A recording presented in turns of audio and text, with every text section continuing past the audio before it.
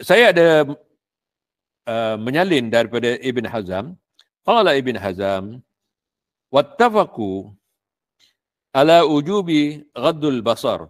Setelah sepakat ulama wajibnya menundukkan pandangan.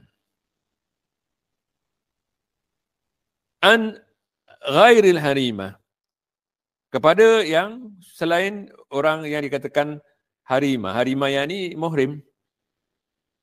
Wazzauj, yang dibolehkan melihat, yang boleh dilihat adalah mahram kita, muhrim kita. Ataupun sebenarnya mahram bukan muhrim ya. Muhrim orang pakai ihram. Wazzaujah, laki-laki melihat isterinya. Wal amah, hambanya. Illa man arada nikah, kecuali orang yang hendak nikah. Imra'ah hillu lahu ayanzuruha, kecuali orang yang nak bernikah. Dia nak bernikah dengan satu perempuan, dia tertarik, dia boleh melihatnya. Malah mengintai juga boleh. Tapi dengan syarat dia betul-betul nak kawini perempuan tu. Kita boleh lihat dalam Maratibul Ijma' oleh Ibn Hazm halaman 182.